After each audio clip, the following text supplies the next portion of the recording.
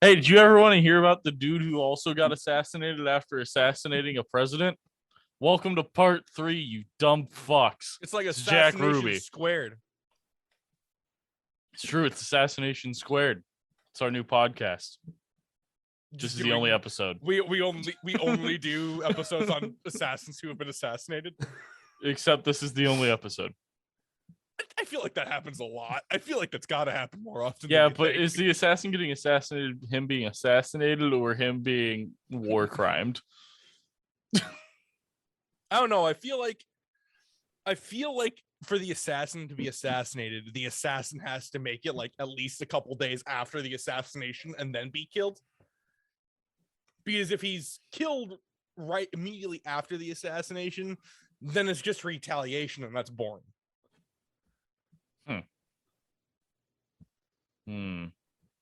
Is it though? Stuff to ponder.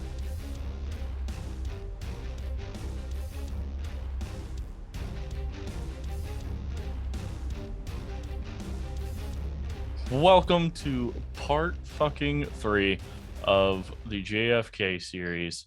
This is the Jury of Drunken Opinion episode where Nick leads us through Jack Ruby and the trial of him killing Lee Harvey Oswald. It's a good time.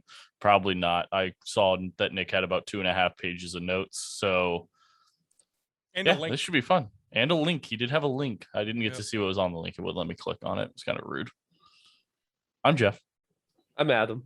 I'm Nick. I'm drinking water and vodka. There we go. There it is. I'm drinking Smirnoff Pink Lemonade and lemonade.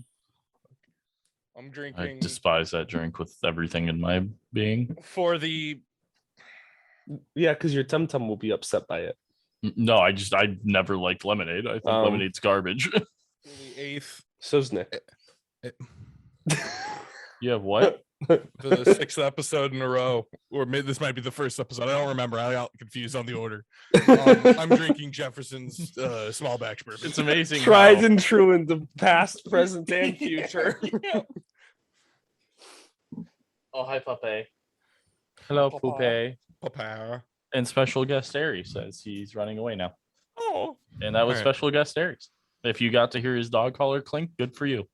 All right, Nick. So what's the best feature of JFK, Lee Harvey Oswald, and Jack Ruby? I want your personal opinion on the best feature of each one of those people individually, I have an answer. Features. since they're all dead. I have a feature. Okay. Their best Characteristic, I don't care. their best physical attribute is Oh, I the didn't- hole in their bodies from the bullets. Jack Ruby was never shot. Nick, you fucking. This is why I'm here to learn, and and now you're here ridiculing me because I don't know something that we have yet to learn. We'll get there. I'm not ridiculing you. I was just I saying. just want to go home. You are. What? You're like 30 feet from your bed. This fucking guy. Let's see. He's the kid in class that was falling asleep. The teacher calls on them. They get the question wrong and they cry. No, It's your fault. You don't teach it well. You were asleep. My teachers knew I was a fucking idiot, so they just never called on me. He's the kid that's pronounced organism as orgasm because he's dyslexic. I do pronounce the word marinara as marijuana. I did it on accident for so long. I have to do it every time I say it now as an adult. Fucking Christ. All right. The great feature about all three of them, they all share this great feature. They Oh, are I wanted each one individually. Oh, each one individual. JFK had a nice penis because he, I don't know, something about Marilyn Monroe. I'm guessing. yeah. Probably had a nice I dick. feel like he probably. All right. So Jack Leon Rubenstein was Gross. born on March. Was that his? Well, hold on. What? Yeah, his real name was Jack Leon Rubenstein. Yep. Why'd he change it? It's. I feel like I heard. Rubenstein's Rubenstein. a rough name to put on a club. Yeah. He was also Jewish, which was kind of a thing. Still, kind of. It's Anti-Semitism has never gone out of style. All right. Jack Leon Rubenstein was born March 25th, 1911, a great year, in Chicago, a horrible city, to Polish-born Orthodox Jews. Ruby was the fifth of 10 children. So naturally, he was arrested for truancy and committed to an institute on juvenile research. So what I'm hearing is there is a high chance any of the Rubies would have killed Lee Harvey Oswald because there was 10 of them. His sister was pretty normal. That's Which one? No, There's 10 of them. There's 10 of them. I'm saying Ava, there's Ava, a high probability that any of the fucking Ruby kids would have Ava fucking was pulled the only this one they off. brought in to be a character witness. So I think that was the only one he talked to still. Abel probably would have got away with it. If it wasn't for those meddling kids. Maybe. This is the first appearance of the Scooby-Doo gang mob. After having 10 kids, his mother naturally was committed to a mental hospital. Ruby was eventually diagnosed with psychomotor. What do you mean? Hold on. She was naturally? Is that what you just said? I feel like after 10 kids, it just kind of happens. Those are only the surviving ones, by the way. So there's like probably 3 more. This is the 1900s. It's not like they all died of tuberculosis. Probably plague. cancer, but I mean, there was polio still. yeah, that's true. And I think smallpox was just now being inoculated against. Ruby was eventually diagnosed with psychomotor epilepsy. So it's not a wild assumption that his mother was also an epileptic. I just assumed that was the fancy term for epileptic. Psychomotor epilepsy? Yeah. No, it's a very specific form of epilepsy. Then why would it's highly likely that she was epileptic? She was epileptic then. No, well, psychomotor epilepsy, wasn't a super diagnosable thing until like the 40s with EKGs and EEGs, which they didn't have in 1920 when she was probably committed. So what you're saying is if we don't know what something is yet, it doesn't exist. No, I'm saying that she was never diagnosed. Like germs. If I can't see them, they don't exist. She was only committed. They didn't diagnose her with anything. They said she had like ghosts in her blood or some shit. Well, then this is on your wording. This is on you. This is your fault for us. How is this my fault? What? You said she had it, and then you said so it was likely she had epilepsy. I said Ruby was diagnosed with psychomotor epilepsy. You can't also say Ruby when there is like what 24 of them. His mother wasn't named Ruby. Yes, but that leaves all the other kids. No, their last names were Rosen. Rosen's all right. Rubenstein. Yeah. Jesus. All right. So for clarification for everyone, Ruby was diagnosed later in life with psychomotor epilepsy. His mother was committed, but not diagnosed with psychomotor epilepsy because they didn't know that was a thing yet. So in all likelihood, she was probably had psychomotor epilepsy. Or at did least she? Some form of epilepsy. She was also probably extraordinarily depressed and I don't know, throw in bipolar disorder and I'm not a doctor, nor do I ever think I am, but I would say as just a random dumbass, there's probably a high chance of postpartum depression. After having 10 kids. Yeah. Well, considering his father like beat her, like they didn't get along, most likely yes. All right, so we'll talk more about epilepsy a little bit later. Maybe. Possibly. We'll see how Nick's feeling. Honestly. I mean, we're flying through this. We're already on page 2, so. Ruby would be drafted in 1943 into the Army Air Corps as an Air Force mechanic. He would make the rank of private first class and was honorably discharged in 1946 and returned to Chicago. In 1947, Ruby moved to Dallas, where he shortened his name from Rubenstein. While in Dallas, So yes. when he was drafted, was he already like a mechanic and they're like, this, you're an air, or No. did he have to like go through No, test, no, or they were just like, no, they just made him. They just made him an aircraft mechanic. God, it's so wild how like No, the military now, it's like you get chosen to go to schools the by only your thing scores. he did in his young life was like gamble at racetracks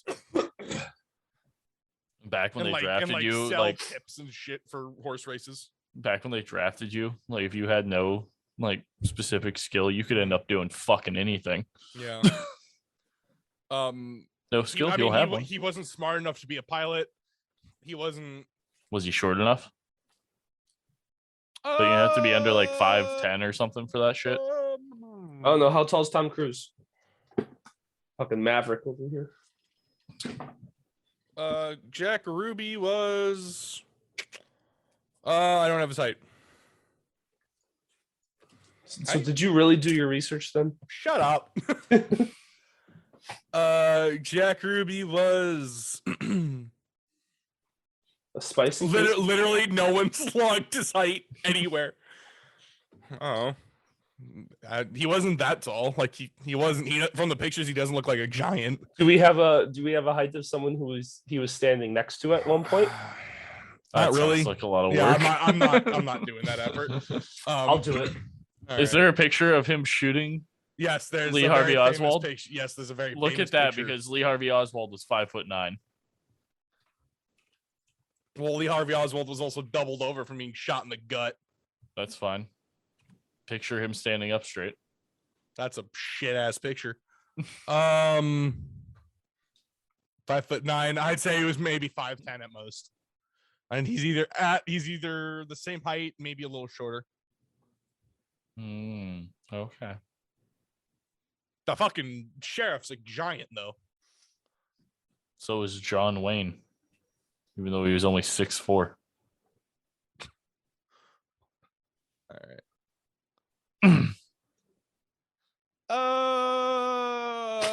I'd say he's probably about 5'7", 5'8". Man, that was good enough for me. I didn't need Cool. like any.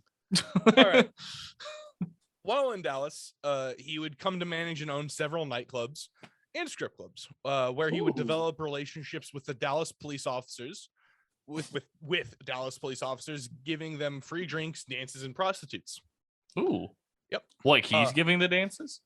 No. He's paying 19-year-olds to give dances. I like to think that he's giving them dances, and then he's like, all right, well, here you go. And then he hands them a prostitute. I don't trust them to give the best dances. Ruby would consider many of the officers friends, a feeling that was not always mutual. There were reports that when Ruby moved to Dallas with other associates, their intention was to take over prostitution in Dallas, and there were multiple sources from the Dallas County Sheriff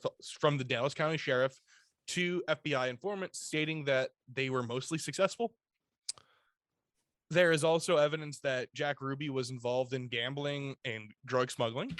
He was also a member of the Jewish mafia called the Yiddish Connection. Okay. Hey, I don't name them. You should. So you know the phrase about friends, it's better to have 4 quarters than 100 pennies. Well, Jack Ruby had nothing more than a nickel. He knew almost anyone there was to know in Dallas, from cops to reporters to politicians, but no one really considered themselves his friend. There were 2 exceptions in his life. There was George Senator, whom Ruby was living with at the time of the assassination.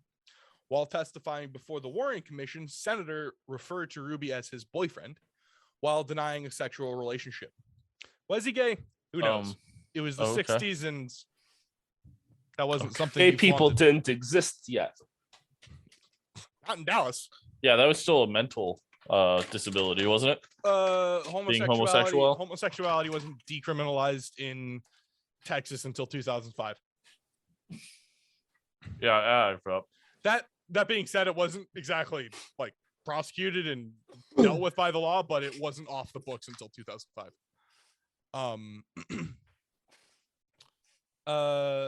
His only other serious relationship was with his dogs, which he referred to as his children, and his favorite Dachshund he would often call his wife. That's okay, that one's weird. Really weird. Everything else up until then, I understood. Now, when Ruby wasn't busy being the Twilight Zone version of a cat lady, he was throwing his club patrons downstairs and bouncing people's heads off the sidewalk. Oh. Yep. He also loved to take his shirt off and thump his chest at random. Okay. Yep. Oh God. Oh. Is that your wife? You shut the fuck up. Oh, someone's dying today. As the only one who's engaged here. I'm also engaged. Oh, I thought you were talking about like engaged in the conversation. What? Okay. I was like, I'm paying attention. I was like, yeah, well, clearly you're not. If Yeah, if you fucked that one up. I'm gonna commit suicide now. Yeah, I want to go home. All right. The day of the assassination, Ruby was in the Dallas Morning News office placing the weekly advertisements for his nightclubs when he heard about the assassination. Those present noted that he was distraught and couldn't contain his grief. Ruby was seen on multiple occasions in the police headquarters impersonating a reporter the day of, so this was the 22nd of November. Through the 22nd and the 23rd, he was seen in the police headquarters. He was impersonating a reporter. Ruby would later tell the FBI that he had a loaded snub-nosed Colt 38 Cobra in his pocket while in the station and during the press conference. He also corrected the DA at a point, pretending to be a reporter, was like corrected the DA on one of the facts of the case. On November 24th, Ruby sent the money order to one of his employees at 11:17 a.m. He then walked half a block and snuck into the basement of the jail. At 11:21, Oswald was being escorted to an armored car so he could be taken to the county jail. That's when Ruby stepped out of the crowd and fired one shot at point blank range from his 38 Colt Cobra revolver. The bullet entered his left side, tore through his ribs, kidneys, lungs, pretty much everything, his stomach, intestines, and lodged itself into one of his ribs. Police detective Billy Comst recognized Ruby immediately and he was slammed to the ground while attention was attempted to be given to Oswald. Detective Comst asked Oswald, "Do you have anything you want to tell us?" To which Oswald shook his head and passed out. He was taken to Parkland Memorial Hospital, the same as JFK, where he was pronounced dead at 1:07 p.m. Oh. Yep. It's amazing what you could do. And this was how long after JFK's assassination? This was 2 days. JFK was assassinated on the 22nd. Okay. And this was the 24th. Yep. Ruby would later say that the reason he did it was because he didn't want Jackie. He was in love with Jackie Kennedy and didn't want Jackie Kennedy to return for the trial and suffer through the trial and having to relive everything. Interesting. Oh. Yeah. What a guy. Yeah. Thoughtful as fuck. He's really doing it for everyone else's sake. And he runs a strip house and committed aggravated assault on at least 27 occasions. Yeah. Sounds like a good guy. You're saying aggravated assault. I'm saying protector. I'm saying basketball with someone's head. It's better than target practice. Oof. I liked it. All right. Now we get to talk about the trial, which is what the book I read, which I should have named. Oh yeah, hold on. Adam and I will give us your give you guys our sources first while Nick looks at his. For Jack Ruby, none. I'm learning for the first time.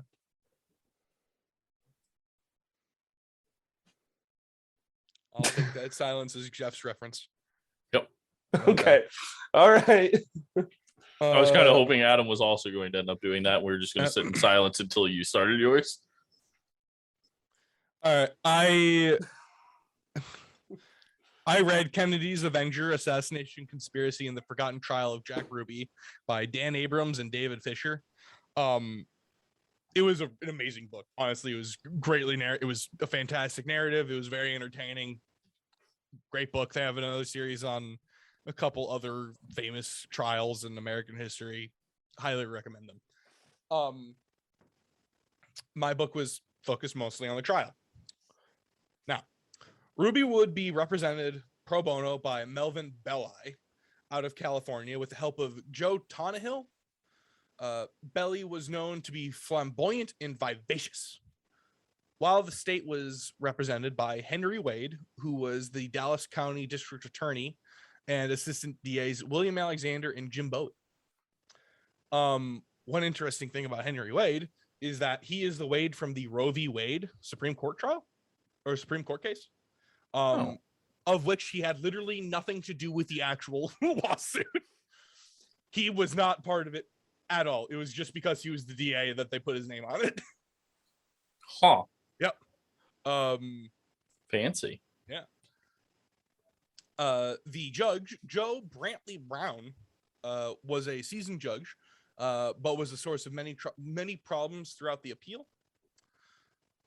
So right off the bat, Belli went for the soul of Dallas. He attacked it and filed motions to have the trial relocated. He had two reasons for this. The murder was televised to millions of people, so finding a jury that hadn't already seen the footage would have been difficult. It would have been next to impossible to do so in the city of Dallas, where it was literally being telegraphed live. Or not telegraphed, televised live. It's just a bunch of clicking. You'll never believe this. How do I click in the sound of a bullet? Yeah. Second, Belli accused the entire city of having something to prove. The city failed to protect the president's killer, but they were determined to nail the killer's killer to the wall. Wasn't that like a huge thing with Jackie? Was that she thought that Dallas let down JFK? I don't know enough about that. I'm not 100%, but I feel like I read that somewhere. It wouldn't be out of the possibility. I mean, that's not something I feel like wouldn't happen. I feel like she said it like when they were like at the hospital or something. It kind of sounds familiar. Because like that's why they wanted his body out of there so this? fast. All right.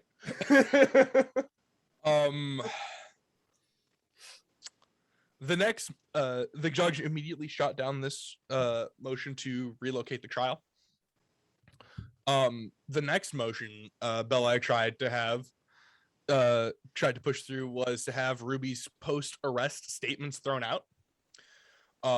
This was essentially a confession. Sergeant Patrick Dean testified that 10 minutes after the shooting, Ruby told him, quote, when he noticed the sarcastic sneer on Oswald's face, end quote, Ruby knew he was going to kill Oswald. This is where we get into a huge legal gray area and where Jeff might have his fun time having a stroke, where we get to talk about Miranda rights. Yay. Yep. So in the US, we have what are called Miranda rights. The right to remain silent, the right to an attorney, etc., etc., etc. These rights kick in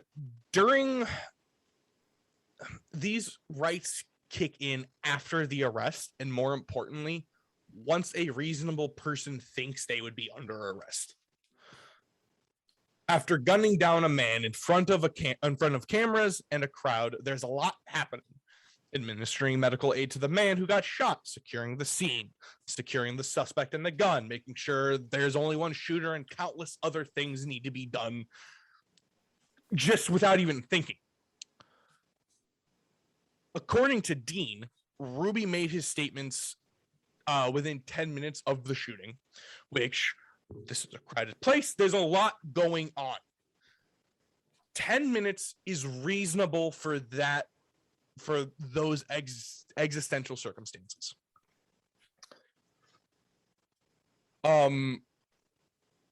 However, Belli found that unreported police documents stated that Ruby made his statement almost 45 minutes after being detained, which is well outside to be considered reasonable.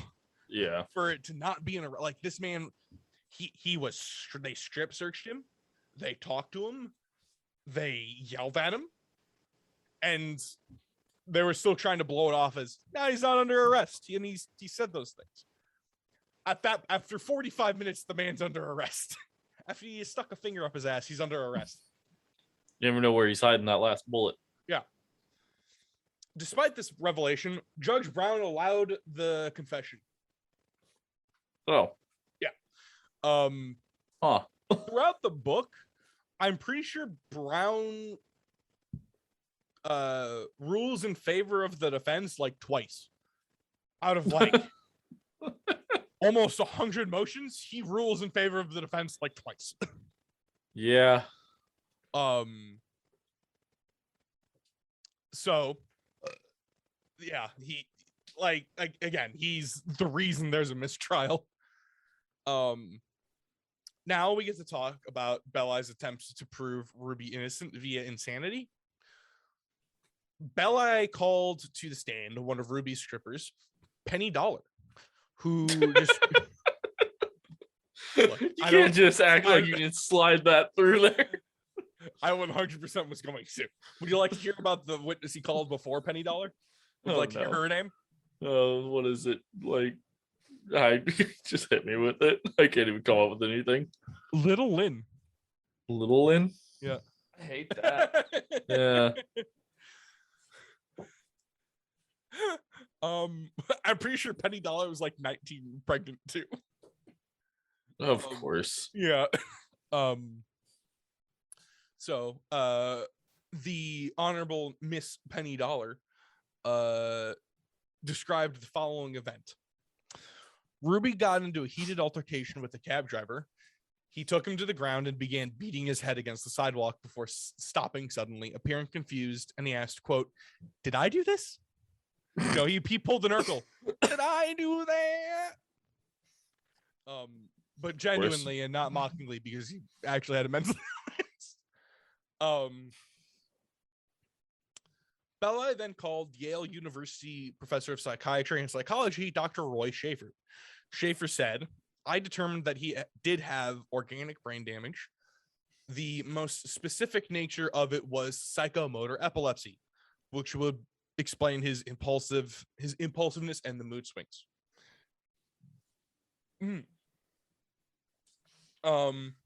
Is this where they diagnosed his mother too?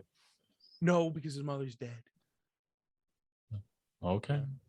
No, you can't. It's really hard to do a psychological diagnosis on a dead person. That's what you think.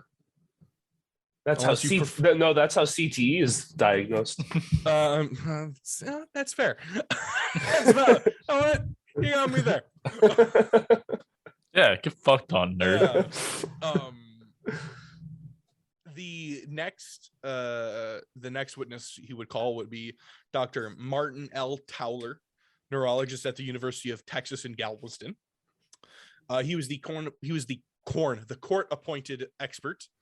He was the corn man. He was the corn. He was the child of the corn. I was just gonna do that. You're just about to make that reference. Yeah, We're so original, guys. All right. Oh my God, it's like we have the same thoughts. we're insane. Well, that's what happens when you all share one brain cell. That's fair. That is true. If you can't tell, ours are that brain cell is clearly taking a rest. Yeah. Or Nick has all of it. I'm fucking trying to read, man. Towler testified The brain cell that allows us to whistle. That's it. It's like Jimmy Neutron. Have you seen that episode where they're splitting the brain cells? Good times.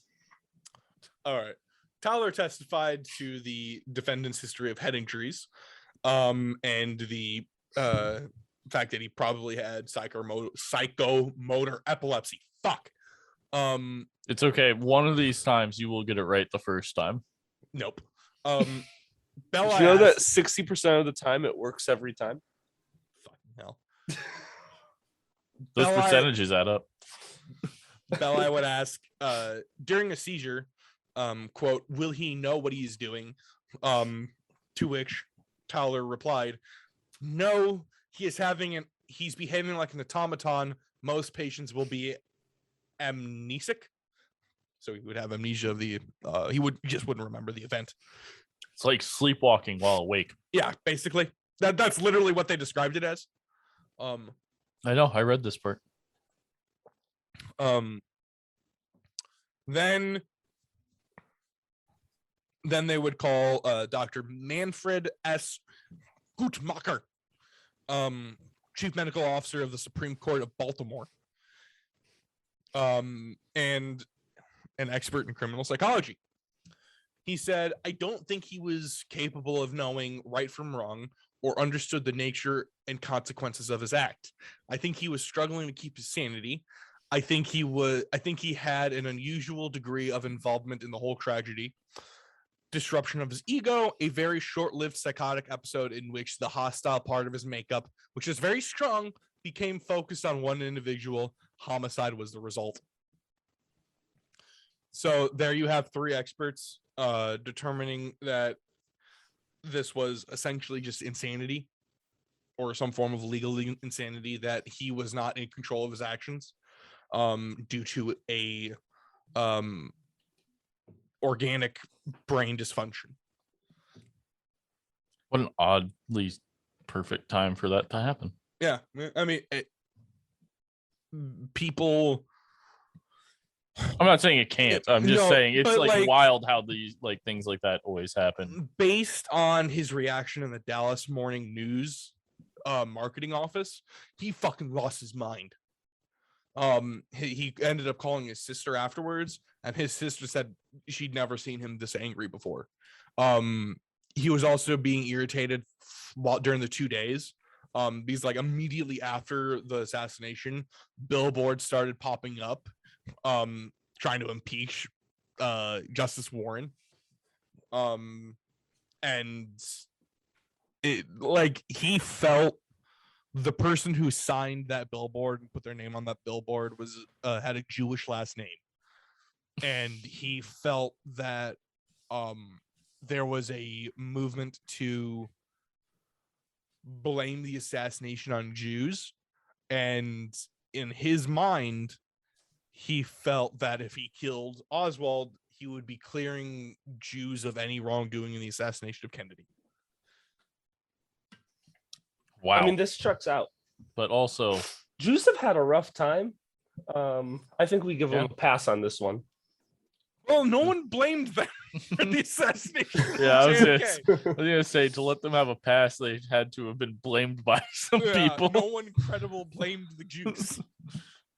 Everyone blamed the Assassin. communists. Yeah, the American communist. Yeah. That defected to Russia and then defected back. Yeah. All right. On March 14th, 1964, Jack Ruby was convicted of murder with malice and was sentenced to death. A lot of the experts later talked about it. They thought he should be convicted, but under state law they felt he should have been convicted of murder without malice, which was essentially just manslaughter. It's just manslaughter under a different name and carried a maximum of like 5 years. That's why I hate manslaughter. It's like under like 14 different names legally. Yeah, there's unintentional manslaughter, there's intentional manslaughter, there's negligent manslaughter, there's murder without malice. There's third degree murder in some states, which is manslaughter.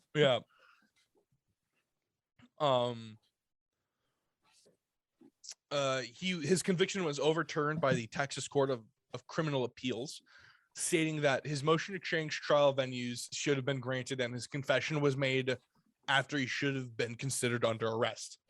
I agree with both of those. Yeah. The change of venue definitely should have been a thing. That's the primary one they stated a mistrial on. Because clearly everyone in Dallas is clearly paying attention to any TV right now. Like JFK was just killed and oh, look, the killer's on the TV. Oh, no, he got shot.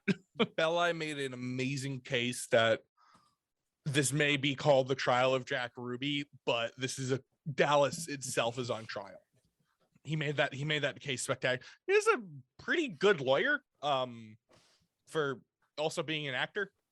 He got he went for a role in a movie and he lost it to Marlon Brando. And he was a genuine contender for the role in the movie and he lost to Marlon Brando. That's not something to laugh at.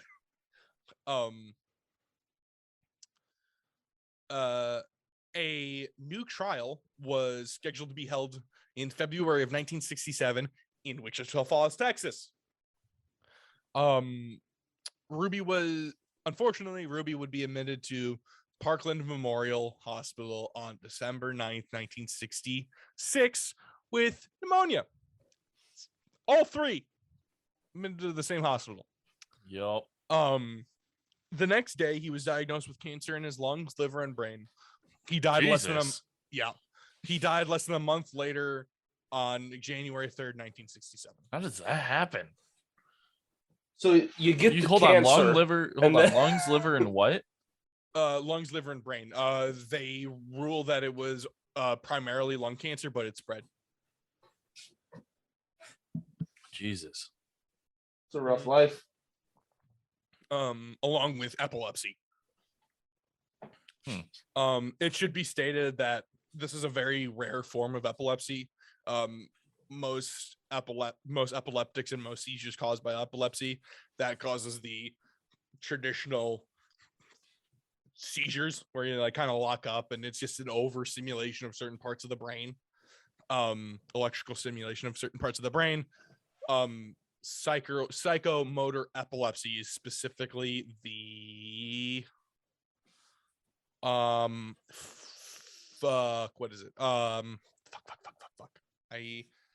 the temporal lobe, I believe.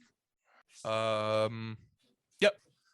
Psychomotor epilepsy specifically targets the temporal lobe, which causes blackouts and homicides, apparently. No, let's not link it to homicides. Let's not give other people defenses to use. Yeah. That'd be wild if our podcast was used as a defense trial in 50 years. It would get thrown out before it ever got to evidence, my guy. God, I hope so. Oh, fuck. So I would like to state out, real-time correction. The trial wasn't moved to Wichita Falls, Texas. It was moved to Wichita Falls, Kansas. I was going to say. I thought you were going to say Kansas. I was like, oh, okay. Yeah. And then you said Texas. I was like, yeah, that could be a place in Texas. I don't fucking know. Yeah, that's kind of what I assumed. It was a place in Texas also. No, it was moved to Kansas. So that is the riveting life of Jack Ruby. Like I said, the book I read is fantastic. It's literally like one of the courtroom dramas that were of that era. In fact, during the trial and jury selection, Belli tried to remove any juror who watched any of those courtroom dramas because he felt that they would have too much knowledge of courtroom procedure. So I think Jack Ruby was... I don't think he was a piece of shit. I think he's a man that fucked up. Mm-hmm. But mental illness is nothing to take lightly. Yeah. He's a man with mental illness. I also don't think you should write... Yeah, I was going to say, I don't think you should write it off. But, I mean, it's not like in that time period, even if like everyone knew about it, that anyone would have fucking helped him in any way, shape, or form. I don't think... Honestly, I think he moves into probably number 2 out of the people we've covered. I think he's Mhm. right behind Benedict Arnold. Not that big of a piece of shit. Yeah. It's just that, again, he had a mental illness in a time where mental illness wasn't exactly treated properly. And they fucked his Um, trial by And not then, allowing they a change of venue. They completely fucked his trial. The judge was so biased. Yeah. Almost every day, Belli was trying to have Brown removed as judge. He was filing motions to have the judge recuse himself. But yeah, like I said, he had a mental illness. Now, personally, do I think he should have been gotten off scot-free? No, I think I think murder without malice is a perfectly adequate sentence. That's literally what it's for. Yeah, I think murder Like- without malice is a perfect sentence for him. And then fucking Or give him the institutionalize insanity him also, plea, yeah, and or yeah, also fucking institutionalize him. yeah, put him in one of those wonderful asylums that they had. I think personally they should have done the murder without malice and put him in jail, mainly because he was already a violent individual. Yeah. He was also, a pimp and Yeah. a drug dealer, most likely. For Well, he also had other aggravated assaults. So Yeah, no, again, playing basketball with a taxi driver's head isn't exactly approved. yeah, no, I would agree with that that Yeah. statement also. where you hate And- to see it, and we agree with that message. We agree. Basketball of the skull, bad idea. Big bad. Don't do that. No bouncy skull. Tetherball? Now we're talking. That's something I haven't played in about 15 years. I don't think I Basketball? ever- Basketball with a Ooh, head. Yeah. Tetherball's a lot of fun. It's a great way We to. you hate to see it. Do not condone playing sports with decapitated skulls. True. That's probably a good idea. That should be thrown out there. Yeah. All right. Well, that's all we got for Jack Ruby. All right. I hope well, I hope you enjoyed the JFK fucking trilogy. Yeah. It will be remade in about 10 years, just like the Spider-Man trilogy.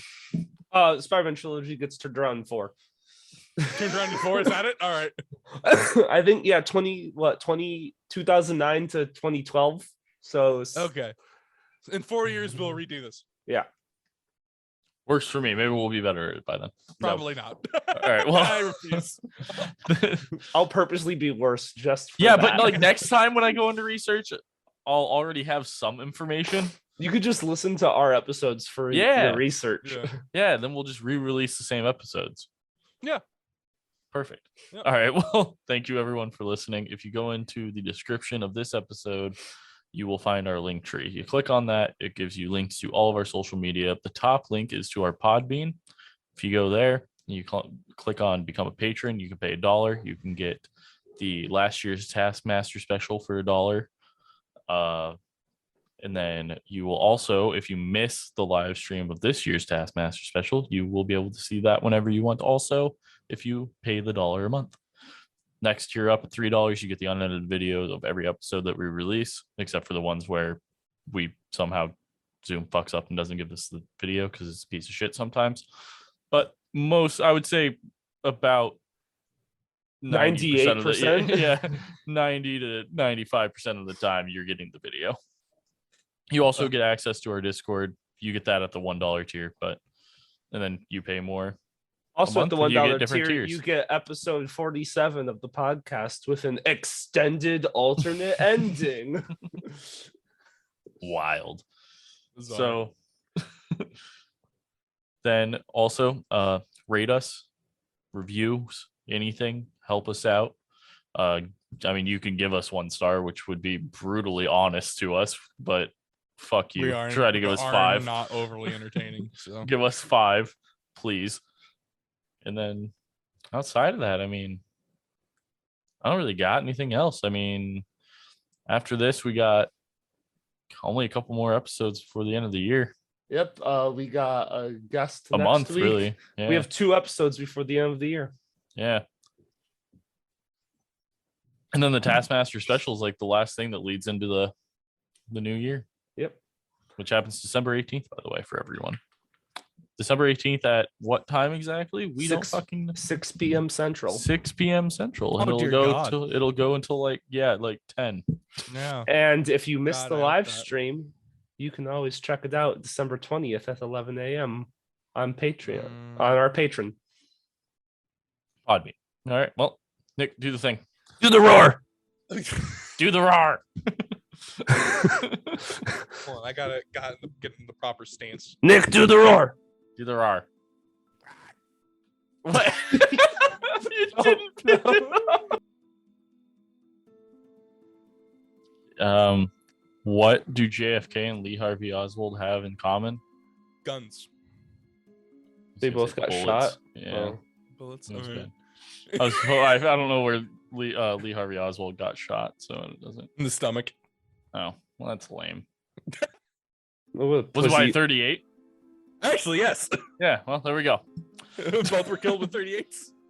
No, JFK wasn't killed with 38. Was it JD. Tippit? Yeah, JD JD Tippit killed with was. 38. That's what. You know what's wild? The 60s had so many people using 38s. Because they would use anything to fucking any caliber for anything. Yeah. And that's why ammo was so fucking stupid. Oh, so now you're gonna take care of your genitals.